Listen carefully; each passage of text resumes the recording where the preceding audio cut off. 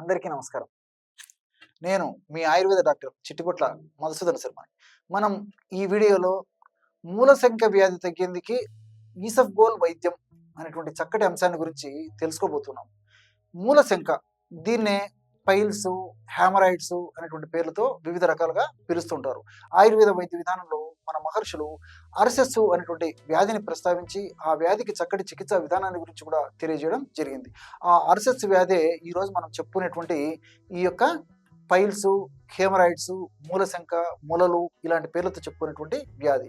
ఈ యొక్క సమస్య సంవత్సర కాలంలో సంవత్సరమంతా ఉండేటువంటి పరిస్థితి ఉన్నప్పటికీ వేసవి కాలంలో చాలామందిని మరింత ఇబ్బంది పెట్టేటువంటి పరిస్థితి కూడా ఏర్పడుతూ ఉంటుంది.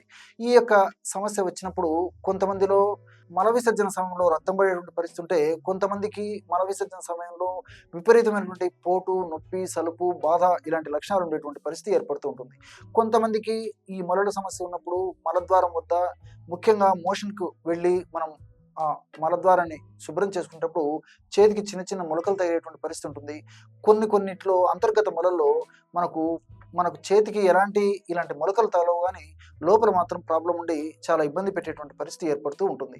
ఏది ఏమైనప్పటికీ ఈ యొక్క సమస్య ఎదురైనప్పుడు క్షేమదాయకమైనటువంటి ఔషధాన్ని వాడుకోవడం వల్ల చాలా సమర్థవంతంగా ఈ యొక్క సమస్యని నుంచి మనం బయటపడవచ్చు.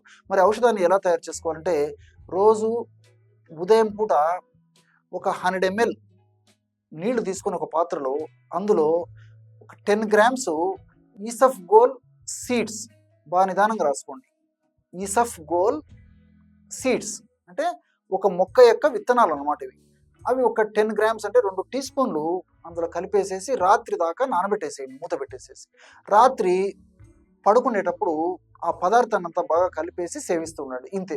రోజు ఒక్కసారి ఈ యొక్క పద్ధతిలో ఈ యొక్క ఈసఫ్గోల్ను వాడుకోవడం వల్ల చాలా సమర్థవంతమైనటువంటి ఫలితాలు శీఘ్రంగా వెంటనే సత్వరమే కలిగేసి, అది ఎలాంటి మలలైనప్పటికీ, అంటే రక్తమలలైనప్పటికీ, రక్తం పడకుండా ఉండి ఇబ్బంది పెట్టేటువంటి మలలైనప్పటికీ, ఎలాంటి మూలశంక వ్యాధి అయినప్పటికీ చాలా చక్కటి ప్రయోజనం ఈ ఈసఫ్గోల్ వల్ల కలుగుతుంది. అంతేకాకుండా ఈసఫ్గోల్ హస్క్ అనేటువంటిది కూడా మనకు దొరుకుతుంది. అంటే ఆ విత్తనాల యొక్క పొట్టు మార్కెట్లో దొరికేట్లయితే పొట్టు కూడా వాడుకోవచ్చు. పొట్టు త్వరగా జీర్ణమవుతుంది. ఈ విత్తనాలు కొంచెం ఆలస్యంగా జీర్ణమవుతాయి. కాబట్టి గుణాలు మాత్రం 2 ఒకటే కాబట్టి ఈ పద్ధతిలో ఔషధాన్ని వాడుకోవడం వల్ల చాలా సమర్థవంతమైనటువంటి ఫలితాలు కలుగుతాయి. ఇక్కడ ఆయుర్వేద వైద్య విధానంలో ఉన్నటువంటి మరొక ప్రత్యేకత ఏమిటంటే, కొన్ని ఔషధాలు ఆ యొక్క సమస్య, అంటే ఉదాహరణకి విరేచనాల సమస్య ఉందనుకోండి, విరేచనం కాకపోతే సరిగ్గా విరేచనమయ్యేందుకు సహకరిస్తాయి.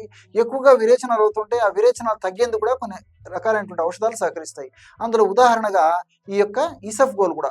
ఈ ఈసఫ్గోల్ మోషన్ తగ్గేందుకు కూడా వాడతారనమాట. ఎలాగంటే ఈసఫ్గోల్ విత్తనాలు కానీ లేకపోతే పొట్టు అంటే హస్క్ అని చెప్పాను కదా, దీన్ని కానీ ఒక టీ స్పూన్ తీసుకొని అందులో 20 నుంచి 30 ml పెరుగు కలిపేసేసి రోజు ఒక్కసారి కానీ 2 సార్లు కానీ తీసుకోవడం వల్ల అయ్యేటువంటి విరేచనాలు త్వరగా తగ్గిపోతాయి అన్నమాట. ఇదే ఈసఫ్గోల్ని రాత్రిపూట పడుకునేటప్పుడు పాలల్లో కలిపి తీసుకోవడం వల్ల మోషన్ ఫ్రీగా అవుతుంది.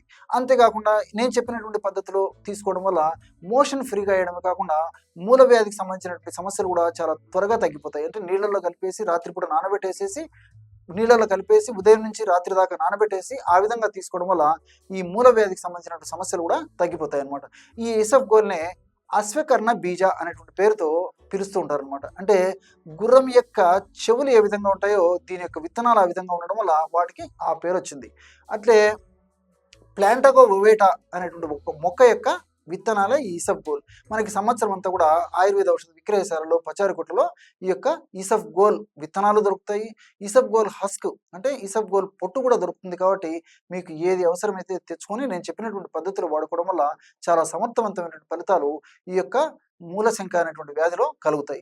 అంతేకాకుండా సమస్య మరీ ఎక్కువగా ఉండి ముఖ్యంగా బహిర్గత మొలలు, బయటికి కనిపించేటువంటి, బయటికి చేతికి తగిలేటువంటి మొలల సమస్య ఉన్నప్పుడు దీనికి తోడు మరొక ప్రక్రియ కూడా మీరు పాటించవచ్చు అనమాట. ఎలాంటిదంటే, కాస్త కర్పూరం తీసుకొని, ఒక చిటికెడు కర్పూరం తీసుకొని అందులో దాదాపు ఒక 1/2 టీ స్పూన్ వరకు లేదా ఒక 1/4 టీ స్పూన్ నుంచి 1/2 టీ స్పూన్ వరకు స్వచ్ఛమైనటువంటి ఆముదాన్ని కలిపేసి బాగా రంగరించేసేసి ఆ యొక్క పదార్థాన్ని, ఆ యొక్క లేపన ద్రవ్యాన్ని రోజు ఒక్కసారి కానీ 2 సార్లు కానీ పైపూత మందుగా వాడుకోవడం వల్ల కూడా ఈ ఎక్స్టర్నల్ పైల్స్ వల్ల కలిగేటువంటి మంట, బాధ, పోటు, సలుపు ఇలాంటివన్నీ కూడా తగ్గిపోయేటువంటి పరిస్థితి ఏర్పడుతుంది. కాబట్టి అవసరాన్ని బట్టి ఈ యొక్క కర్పూరం, ఆముదాన్ని పైపూత మందుగా వాడుకోండి.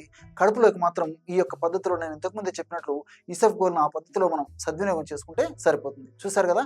ఇటువంటి సులువైనటువంటి ఔషధాన్ని ఇసఫ్గోల్ అనేటువంటి పదార్థంతో తయారు చేసుకొని మూలశంక నుంచి బయటపడవచ్చో ఈ వీడియోలో తెలుసుకున్నారు కదా! మరొక వీడియోలో మరొక అంశంతో మళ్ళీ కలుద్దాం. అంతవరకు నమస్కారం. మీ చిట్టిబొట్ల.